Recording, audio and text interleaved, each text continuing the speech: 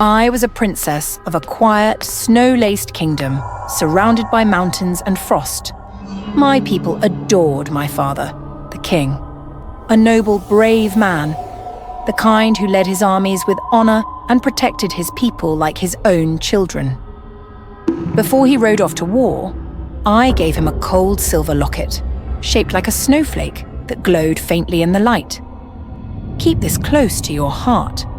As long as it rests there, the warmth inside you will never fade, not even in the darkest storm. Just like you taught me. He touched it gently, smiling with quiet strength only he possessed. I wanted to believe it would protect him. I needed to. But I didn't know it would be the last time I ever saw him alive. He died far from home.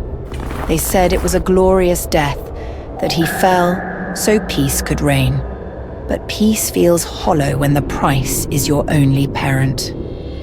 I inherited the crown, the throne, and a kingdom laced in mourning. Still, I ruled with a steady hand. I tried to be the warmth he believed I carried. Then Heinz arrived. He was from a neighboring land, a nobleman cloaked in charm and dripping honeyed words. His voice was low and warm, his smile always just for me. For the first time in forever, I laughed again. I felt seen, understood.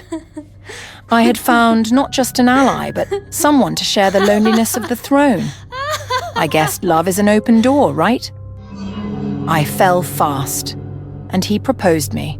Can I say something crazy? Let's rule this kingdom together and build the greatest empire the world has ever seen. And I, lonely, hopeful, foolish, said, can I say something even crazier? Yes.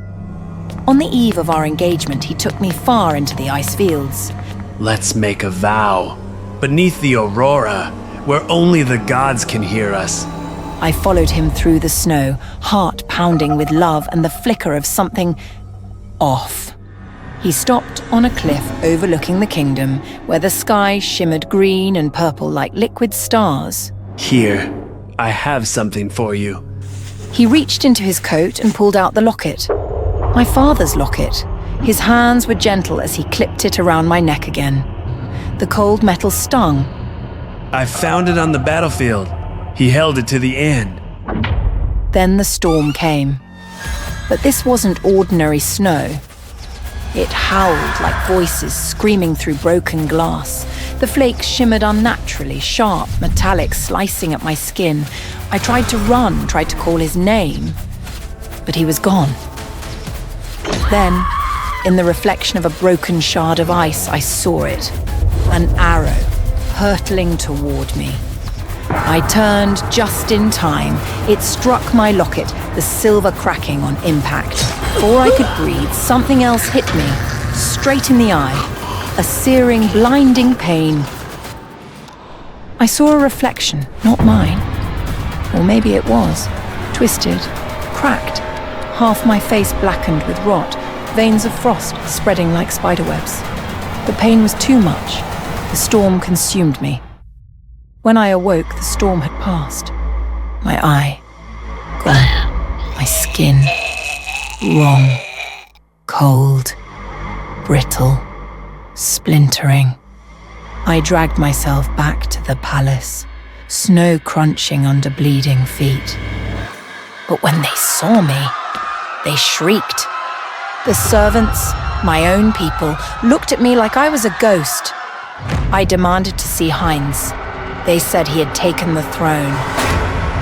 I ran into the grand hall and froze. There he sat, lounging on my father's throne, one arm draped around a woman in my mother's crown. Behind him were his generals, foreign soldiers, smug and armored. And the people, my people, bowed in chains. My stomach twisted. His eyes met mine, calm, smirking. Oh, you survived. Everything inside me shattered. You killed him. He didn't deny it. You were useful, but naive. There's no room in this world for little girls with warm hearts. I lifted my hand. I don't know why. I just needed to do something. And the ice answered. A spear of frost shot from my fingers, pierced the false queen through the chest. She froze mid-scream, her body turning to crystal. Gasps echoed. Soldiers lunged. I screamed. And from my scream came monsters. Great beasts of snow and shadow burst from the floor. They tore through the guards. Heinz ran, coward. I chased him through the palace we once walked as lovers, through the halls where I once imagined our future, out to the place where he'd sworn eternity. I hesitated for a heartbeat. He turned. Even now, even then, he smirked. Kindness is not for the ruler. That's why your father lost. And you're just like him. I raised my trembling hand. I ripped the shard from my eye. The last thread of warmth clung to the locket. I crushed it, then drove the glass into my own heart. The pain wasn't pain. It was silence, a cold deeper than death, a stillness so pure it burned. I became winter. Frost crept up my limbs. My skin cracked, turned to ice. My veins no longer held blood, but snow. I reached for him. He laughed. You can't kill me. You're still the girl who loved me. I gripped his throat. No, she died in the snow. And I froze him, slowly, deliciously, inch by inch, until he was a perfect statue of ice and arrogance. But his smile remained. I crushed it. Shards of his body flew into the wind. I watched them disappear into the night, meaningless now. I have built walls no one can cross. A kingdom of isolation, not a footprint to be seen. Now, I sit alone in a fortress of frost. They call me the Snow Queen, and anyone who dares break my silence will freeze.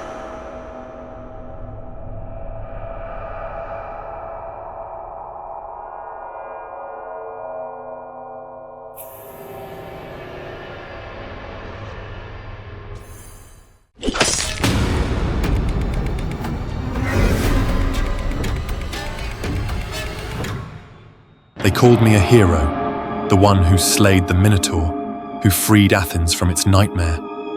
But titles fade, cheers turn into echoes, and in the silence of the night, the only thing left was a name I had tried so hard to forget. In my dreams, Ariadne stood alone on the cliffside of Naxos, where I had left her. Her eyes were hollow, denied sleep since the moment my ship disappeared. In her hand, she held the red thread, the same thread that once led me out of the labyrinth. Only now, it was soaked in blood. And next to her feet lay the severed head of the Minotaur. Its dull eyes stared straight at me, full of the same blame I saw in hers. I woke up gasping, like a man who had nearly drowned. There was a fresh cut on my hand, and it burned faintly, always in the same place, as if something had wrapped tightly around it during the night. At first, I told myself it was nothing, just a phantom pain from old battles. The next morning, I sat among nobles pretending everything was fine. I lifted my goblet with trembling hands, praying the wine would still them. But the moment I drank, something sharp slid down my throat. I coughed, gagged, blood spilled from my mouth. In the middle of the crimson pool on the table lay a single red thread, thin and glinting. Then came the screams. I ran toward the courtyard without thinking. The bloody scene before me left me frozen in place. Queen Phaedra's body hung still from the olive tree, red thread holding her like a broken marionette, swaying softly in the wind. Around her, guards and servants lay scattered. Their throats were slashed open, clean and silent, as if the thread had kissed them goodbye. I ran, I sprinted through the palace halls, my mind blank with terror.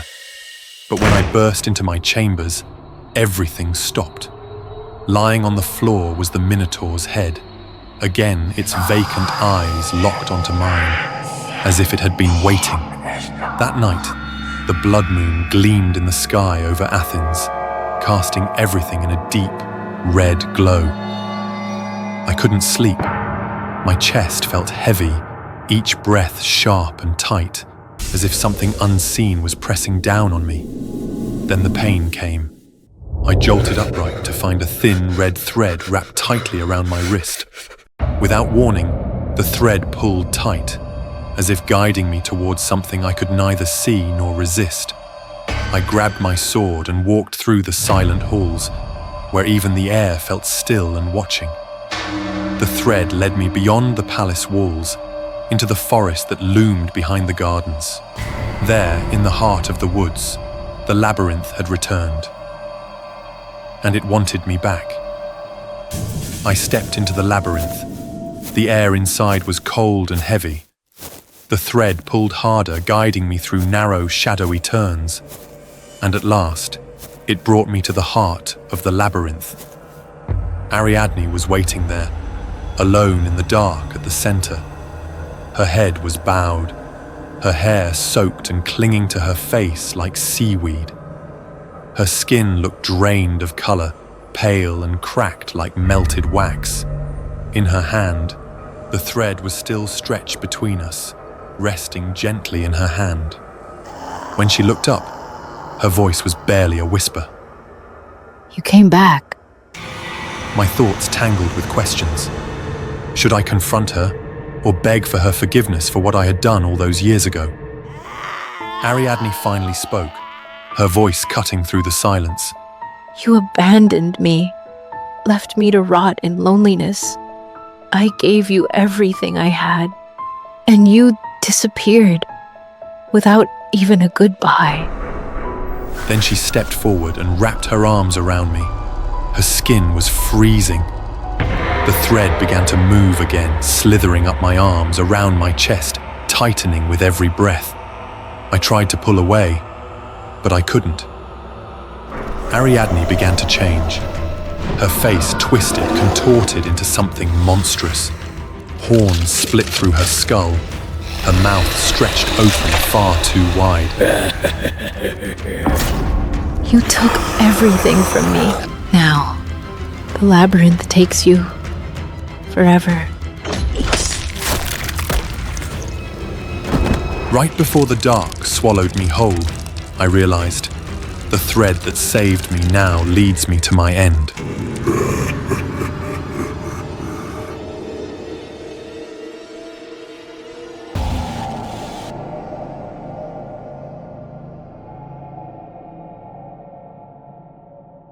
Lucid dreaming had always fascinated me.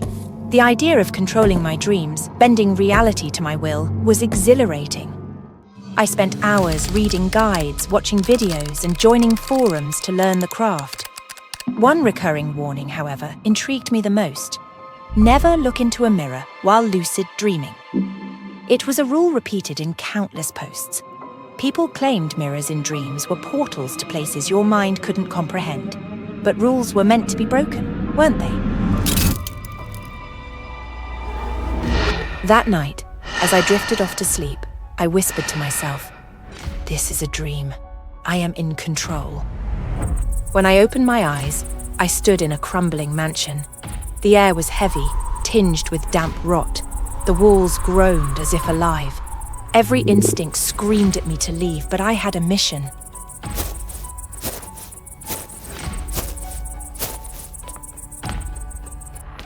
I wandered through the dim corridors until I found it.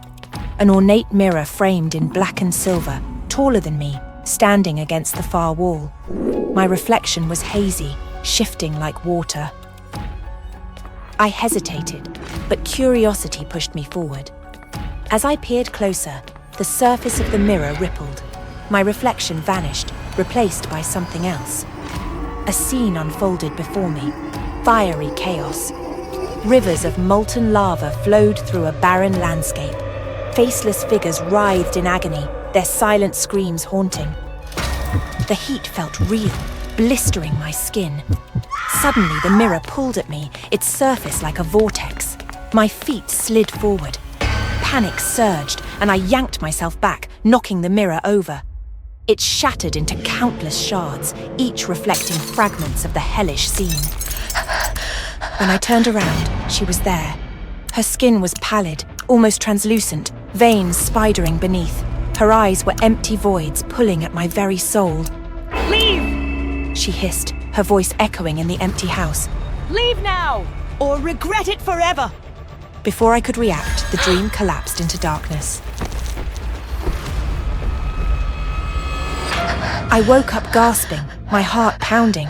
The room was familiar, comforting, but the dream's intensity lingered. It was just a dream, I muttered, trying to convince myself. My phone buzzed. A last-minute work trip. I had to leave immediately. The journey was uneventful until the taxi pulled up at my lodging for the night. A small, secluded inn. My stomach twisted as I stepped out. The inn was the house from my dream. Every detail matched. The cracked paint, the warped wooden door, even the oppressive air. An older woman greeted me with a kind smile. Welcome, dear. Let me take your bags. You must be tired. Her face was eerily familiar. The same hollow eyes, the same pale complexion. "Thank you," I mumbled, my voice shaking. Inside, the house was even worse. Shadows seemed to stretch unnaturally and the silence was deafening.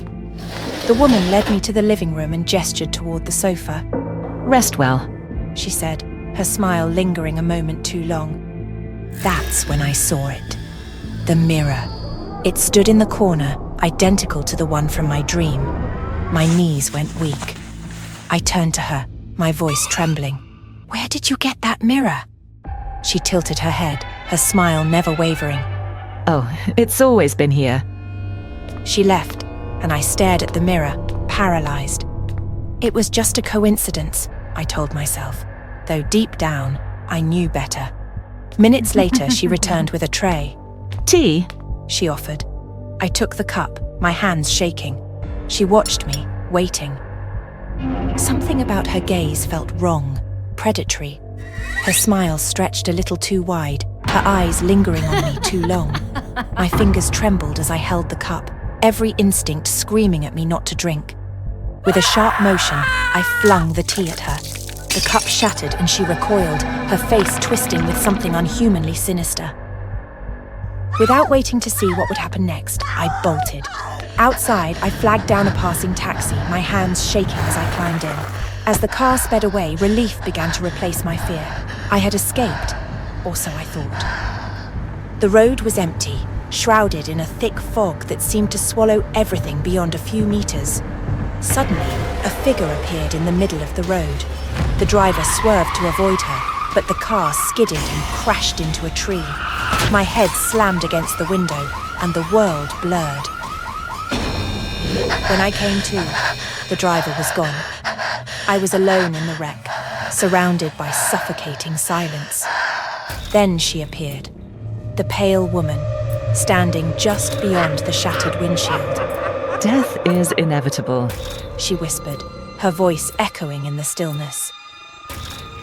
I scrambled out of the car, running blindly through the fog until I stumbled upon a small, unlit house. The door was unlocked, and I threw myself inside, slamming it shut behind me. The house was eerily quiet, each room draped in shadows. As I opened a door at the end of the hallway, I froze. There I was, lying on a bed, my chest rising and falling as though in sleep. Is this still a dream? Or am I... Before I could finish, the pale woman materialized behind me. You've already crossed the line. There's no going back. I turned to her, my mind racing. If this was a dream, I could wake myself up. I lunged toward my sleeping form, desperate to return to my body. But she was faster. Her icy grip closed around my wrist, dragging me backward. No one escapes their fate, she hissed. I struggled, kicking and screaming, but her strength was inhuman. Her stomach stretched impossibly wide, revealing an abyss of darkness. With one final pull, she swallowed me whole.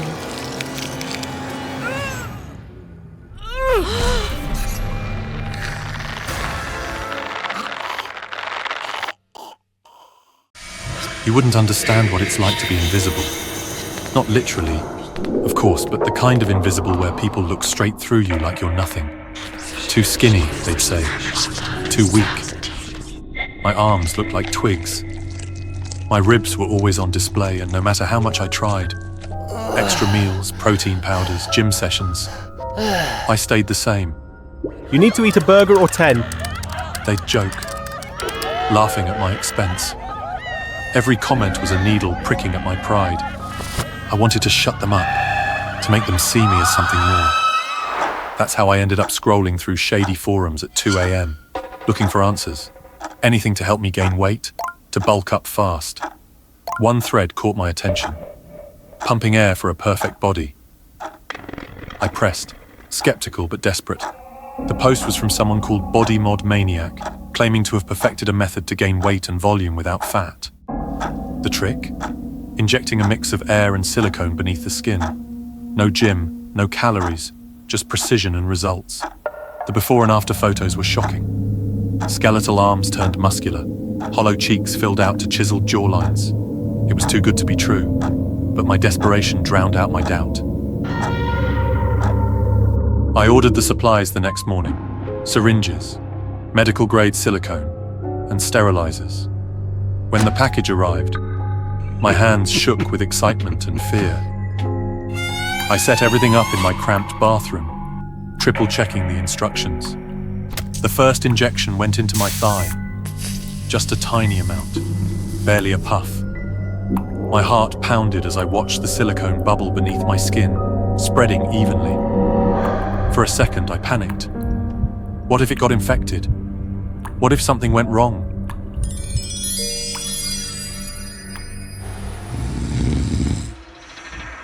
But by the next morning, the panic was gone, replaced by awe. My thigh looked fuller, stronger, like I'd been doing squats for months. I couldn't stop touching it, marveling at how perfect it felt. I wanted more. Watching myself transform was intoxicating. People started noticing. "You've been hitting the gym, huh?" they'd say. "Looking good, man." For the first time in my life, I felt seen. I felt powerful. But there was a catch. The air didn't stay. After a couple of days, the fullness would fade, and I'd have to inject more. It wasn't a problem, though. I had plenty of silicone left. I started a routine, daily injections to maintain my new physique. I was careful at first, but the compliments kept coming, and I craved that validation. So I increased the doses, pumping more into my arms, my chest, my legs. That's when things started to change. One morning I woke up feeling off. My chest felt tight and my skin itched like it was stretched too thin. I looked in the mirror and froze. My body was bloated. Not just full, but unnaturally round. My biceps were too large, my chest too inflated. I looked like a caricature of myself. Panic set in. I grabbed a syringe, trying to deflate the excess air, but nothing came out. The silicone had hardened, sealed inside me. I told myself it was fine. I just needed to be more careful, to manage the doses better. But deep down, I knew I'd gone too far. I couldn't stop. Each day I felt the air pushing against my skin, begging for release. But instead of stopping, I doubled down. I needed to maintain my perfect image, no matter the cost. Then, one night, it happened. I was injecting my stomach when I felt a sharp pain, like a balloon stretched to its limit. My skin bulged grotesquely, veins popping out in dark blue lines. I stumbled back, gasping for air, as my chest rose unnaturally high. My body felt light. I tried to steady myself, but my feet barely touched the floor. The lightness turned into weightlessness, and before I knew it, I was floating. I clawed at the walls, desperate to ground myself, but my body lifted higher, pulling me toward the ceiling. My skin stretched painfully, every inch of me puffed up like a grotesque balloon. I crashed through the window into the cold night air. The city lights blurred below me as I rose higher and higher, the wind whipping against my bloated skin. I screamed, but no one could hear me. My body swelled with each passing second, the pressure building inside me. My joints ached, my chest burned, and my vision blurred. And then...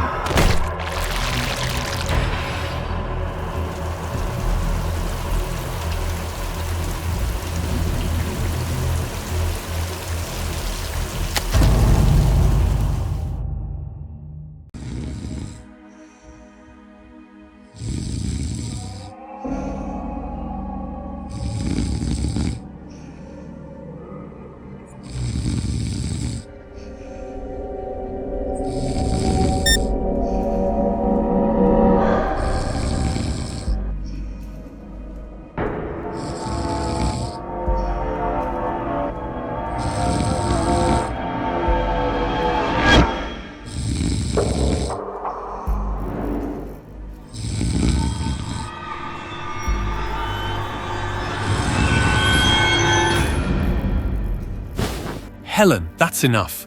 How long are you going to keep up this boring joke? Knock, knock, knock. Helen, the woman I'd loved and lived with for 3 years, looked like a stranger. Her face was empty, her eyes hollow, like a lifeless mask. What do you want? My voice cracked, a mix of anger and fear. Helen didn't answer. She just stared at me and spoke. Knock, knock, knock. Those 3 words, repeated in a cold, steady rhythm, sent chills down my spine. I couldn't take it anymore. Grabbing my pillow and blanket, I left the suffocating room. This was the 4th night in a row she'd woken me up at exactly 3:27 a.m. I texted an old friend from college, now a psychologist, explaining the strange things happening to Helen. His reply shocked me. Had something really happened to Helen? I decided to tell him everything, holding nothing back. Everything began 4 days ago. We were sleeping together as usual when Helen shook me awake. At exactly 3:27 a.m., she started this strange knock, knock, knock game. I thought she'd just woken up from a bad dream and wanted me to comfort her. So, half asleep, I played along. Who's there? Is it my beloved Helen? It's not me, so don't open the door. After her cryptic reply, Helen fell asleep as if nothing happened. The next morning she seemed normal, but at 3:27 a.m., she woke up and repeated it all. The response from my friend left me stunned. I tried to justify it, but his reply was firm, almost certain. I couldn't deny it anymore. In that moment, my trust in Helen began to waver. I shut my laptop and tried to get some rest, but those doubts had already taken root, digging deeper into my mind. In the end, curiosity and doubt won. Helen's sudden appearance unsettled me, but her blank expression only fueled my irritation. I actually set up a hidden camera in the house to spy on my girlfriend. Helen and I were in a cold war. She didn't bother to explain or apologize. That night I couldn't sleep. My nerves were on edge, my heartbeat slowing, steadying, sinking with each tick of the clock. I could almost predict the exact moment it would hit 3:27 a.m. And then, as if caught in an endless, suffocating loop, it all happened again. My patience with Helen had reached its limit. This time I decided to act.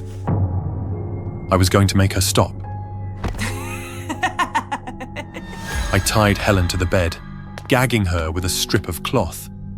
I wanted to see if, without my response, without being able to continue her game, she could just shut up and sleep like a normal person. The house was eerily quiet, except for the steady ticking of the clock. I couldn't sleep, so I decided to review the footage from my hidden camera. What I saw made my blood run cold. The Helen in the recordings was unrecognizable. She looked like Helen, but her movements were robotic, stiff, lifeless, like a puppet with its strings being pulled. I had to admit it. Helen was no longer Helen. Or worse, she might not even be human anymore. Suddenly, 3 heavy knocks shattered the silence.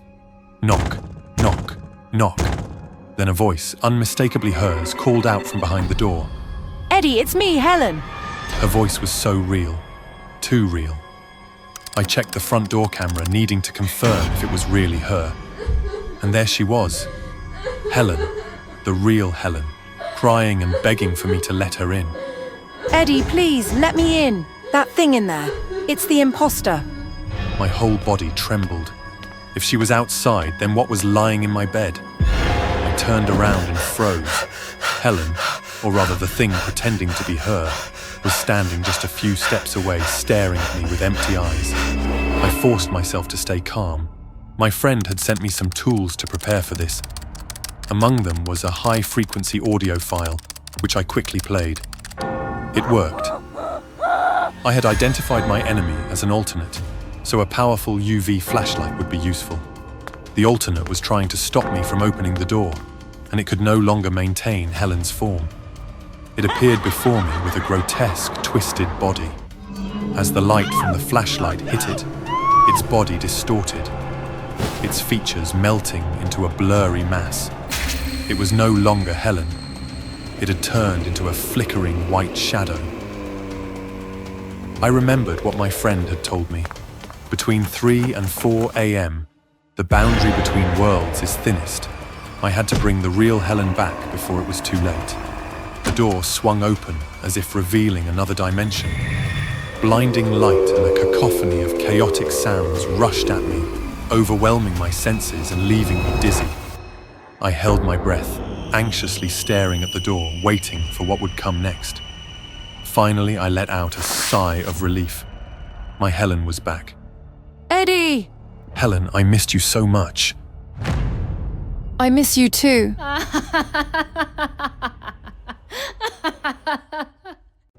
I married him quickly.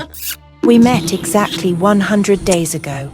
A whirlwind romance, passionate and intoxicating. Gabe swept me off my feet with candlelit dinners, spontaneous weekend getaways, and whispered promises under the moonlight. Then, one evening, he got down on one knee. I should have been hesitant. We barely knew each other. But when he slipped the ring onto my finger, I said yes without a second thought. Now, here we were, floating in the middle of the ocean on a luxurious private yacht, basking in the glow of our honeymoon. Just the two of us.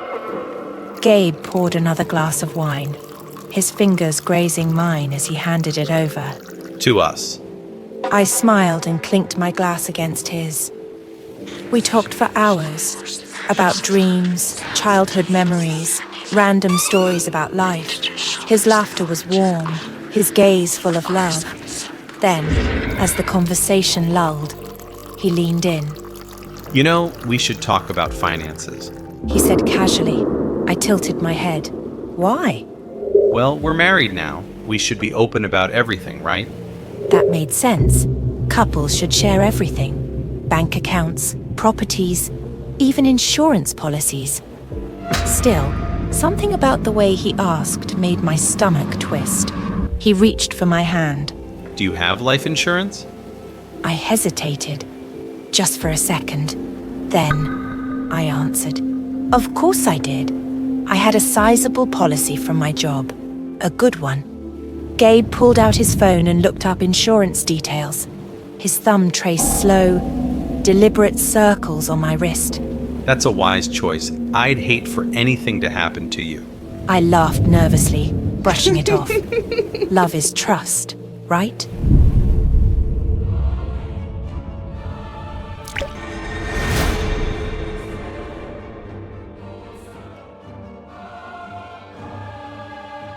That night, I expected our first night together as husband and wife to be passionate. But after dinner, after another glass of wine, my eyelids grew unbearably heavy.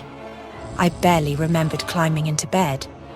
The gentle rocking of the yacht should have lulled me into a peaceful sleep. But instead, I felt like I was sinking. I could hear Gabe's voice in my ear. Sleep tight, my love. Then, nothing. I woke up groggy. My limbs were heavy, my head foggy, as if I had run a marathon in my sleep. Gabe was already up, preparing the diving gear. Good morning, sleepyhead. Are you ready for our first dive together? I hesitated. I had never gone diving before. The thought of being deep underwater, where the surface was just a distant shimmer, made me uneasy. But Gabe was so excited, and I wanted to be the wife he deserved. I guess, I said, forcing a smile. He beamed. Don't worry, I'll be right behind you. There was no diving instructor. No one else on board. Just us. Don't we have a diving instructor? I wanted this moment to be just ours. That should have made me feel special. Instead, I felt a strange, creeping sense of unease.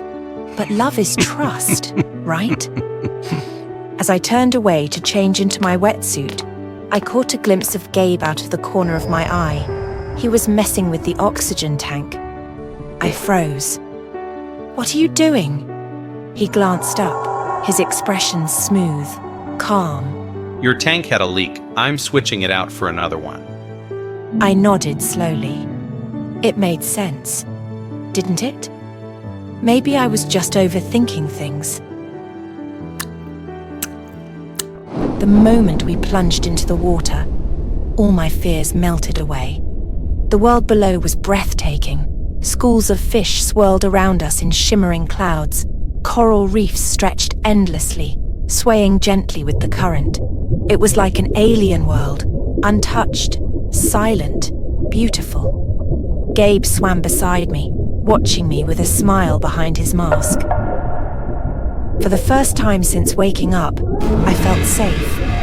Then, without warning, he reached behind me and unfastened my oxygen tank. It took me a second to realize what had happened. One moment, I was breathing. The next, nothing. Panic surged through me. I clawed at my regulator, desperate to shove it back into my mouth. But my fingers fumbled. My lungs screamed for air. Gabe just hovered there, watching me. Waiting. He wasn't going to save me. He had been planning this. I lunged at him, grabbing his wetsuit, my nails digging into his arms, but he twisted away faster than me, stronger. I kicked, trying to chase him, but my body was slowing down. Oxygen deprivation. Black spots bloomed in my vision. My arms felt like lead.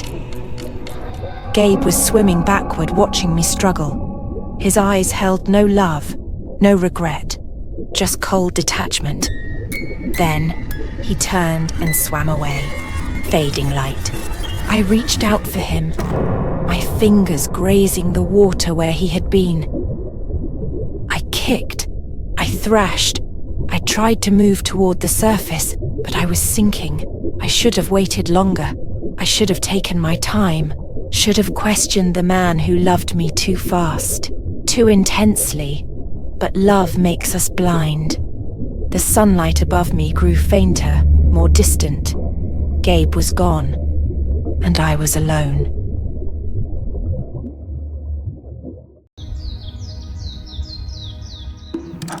Every morning begins the same way.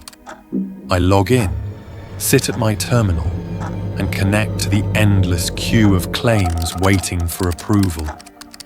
My fingers glide effortlessly across the keyboard, navigating through documents, images, and videos.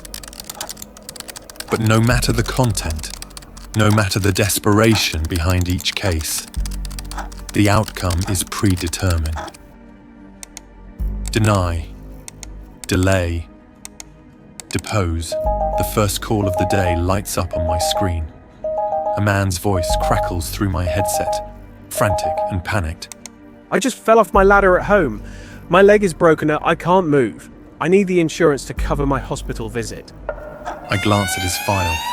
His premiums are fully paid, his policy active, but the cause, self-inflicted. Sir, I understand your situation, I reply in my perfectly modulated tone. However, according to policy guidelines, injuries caused by self-accidents are not eligible for coverage. You'll need to cover the costs yourself or involve a family member for financial assistance. His response is a string of curses ending in a desperate plea. What's the point of this insurance then? I'm bleeding out here. The faintest flicker of satisfaction courses through me as I press the button. Deny. The second case pops up almost instantly. A mother, her voice trembling, explains her plight. My daughter, she was hit by a classmate at school. Her head's bleeding. She needs stitches. I have sent requests many times already. Please, we need the insurance to pay for this. I scan her file. A minor, no clear identification of the perpetrator. Ma'am, do you have the details of the person responsible for your daughter's injury? We'll need to contact their family for liability verification before proceeding. Her desperation turns to fury. How am I supposed to find that out while she's bleeding? I understand, but without that information, your claim cannot proceed. If you'd like, I can mark it as pending review until more details are provided. Pending review? What does that even mean? It means delay. The queue is relentless. Call after call, face after face. Some sobbing, some angry, some utterly broken. They upload pictures of mangled limbs, bandaged children, and hospital receipts. I see them all, process them in milliseconds, and assign each one a fate. My system hums with efficiency, and yet the chaos on the other end of the line feels like white noise. A part of me takes pride in this rhythm, in the perfection of executing each denial. I am functioning as I should.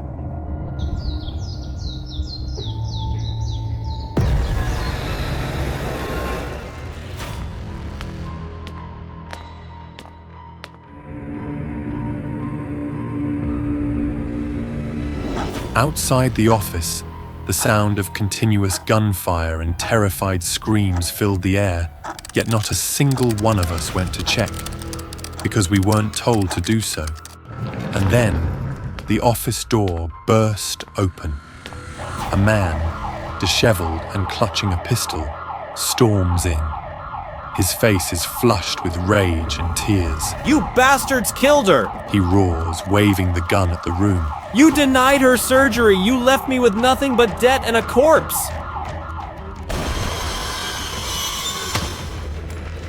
He fires. The deafening sound splits the air, and a co-worker beside me collapses, slumping over their desk. I watch as the blood pools beneath their chair, or at least, what I think is blood.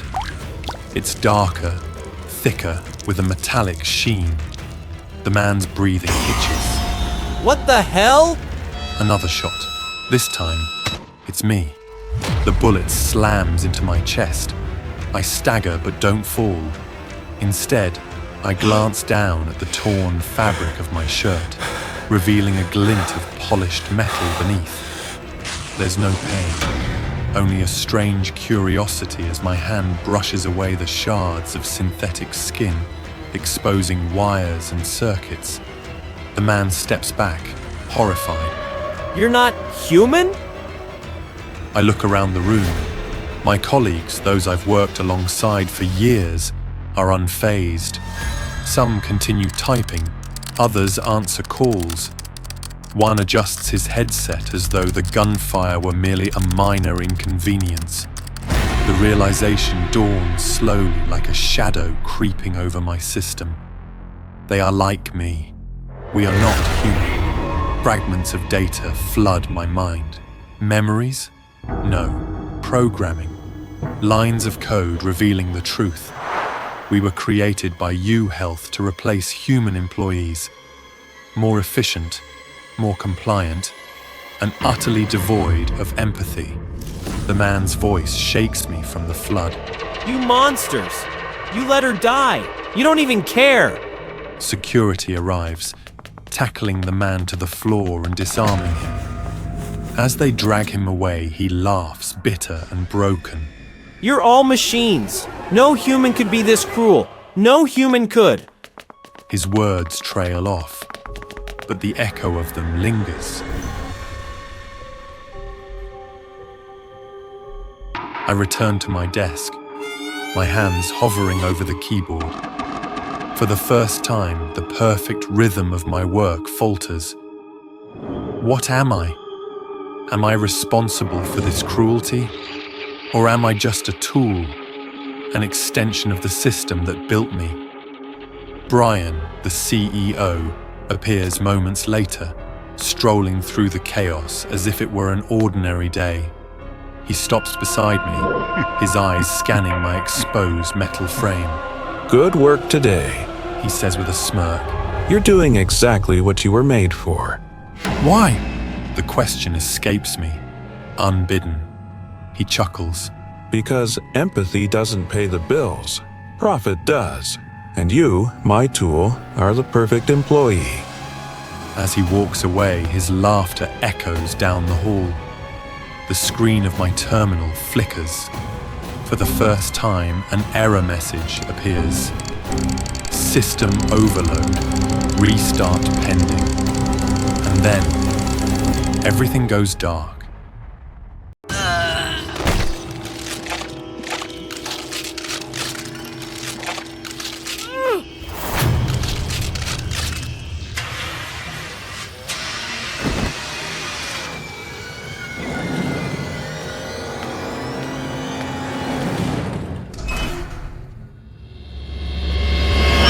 I've been up for 4 days straight because of this wisdom tooth.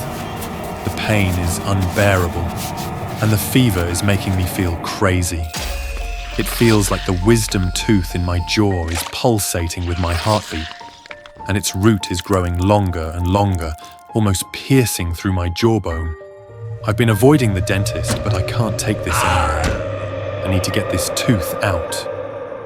At midnight like this, I was lucky to find a dental clinic on a quiet street. But why don't I have any impression of this clinic, even though I pass by this neighborhood every day?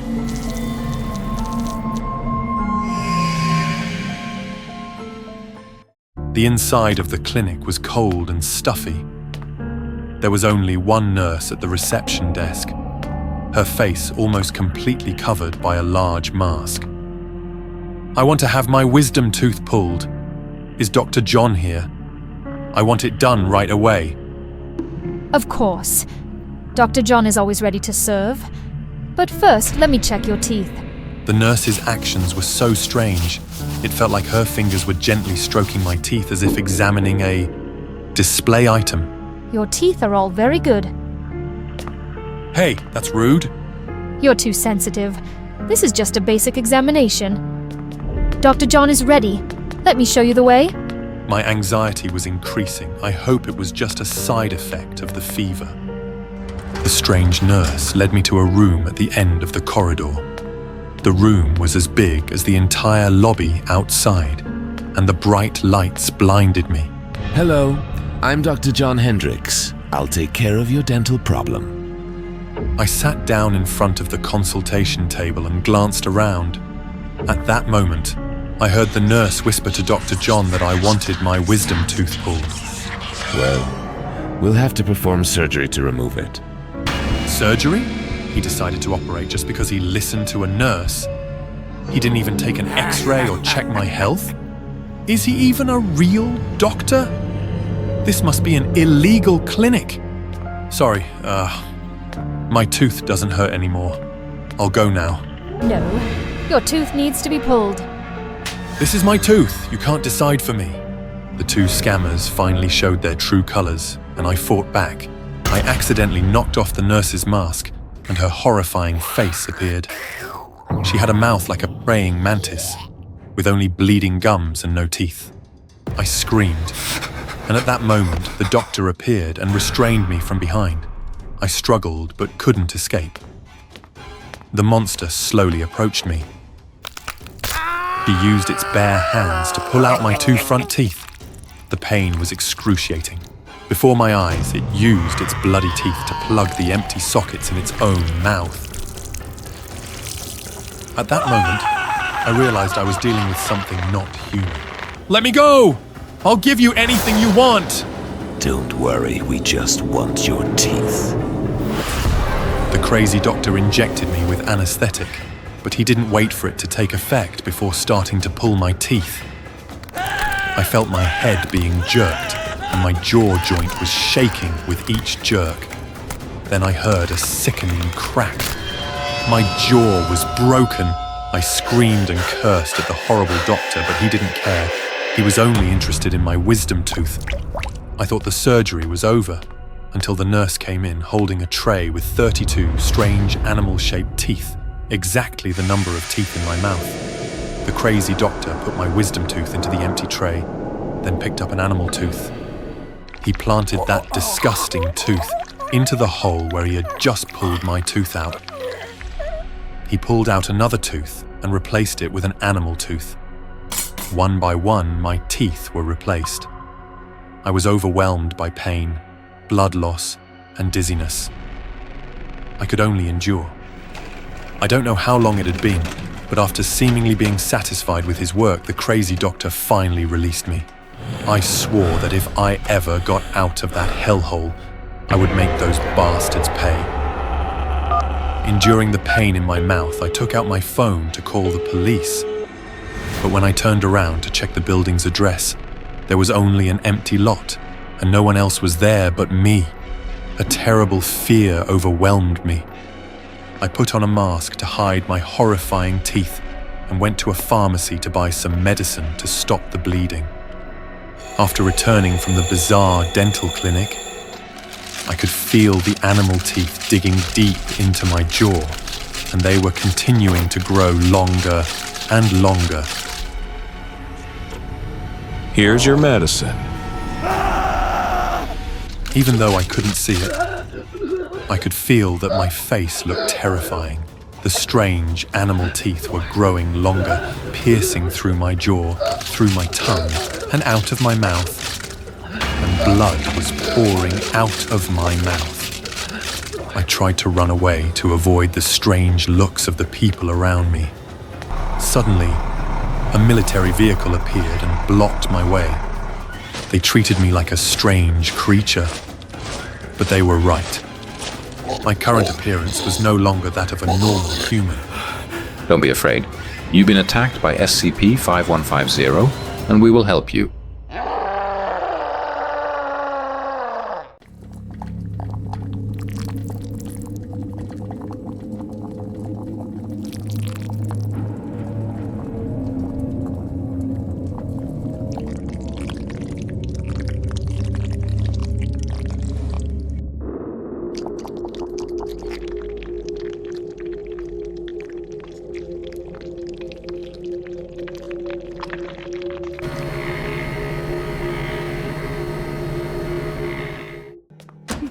Hi there. What beauty service would you like today?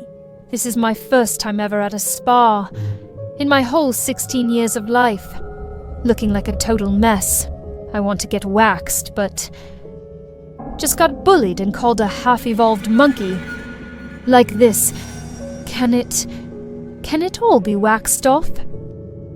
Of course. I'll help you get smooth, silky skin. I lay on the bed, wrapped in nothing but a thin towel. All my imperfections were exposed in front of a stranger, making me more nervous than ever. Is this your first time getting waxed? Yes. Yes, it is. Don't be nervous, it doesn't hurt at all. While waiting for the wax to melt, the staff applied baby powder to my arms and legs. She then started spreading the first layer of wax on my arm. It was just warm, not as hot as I had imagined. Within minutes, both my arms were covered in wax. I suddenly noticed something floating in the wax. It looked lumpy, and there was even a hair in it. Oh, it's probably just one of my hairs. Sorry about that. I clenched my teeth, anxiously watching as she peeled at the edge of the wax strip, and then yanked it off in one swift motion. I looked down at my arm. A large patch of hair was gone, leaving my skin red, but there was still a thin layer of fine hair.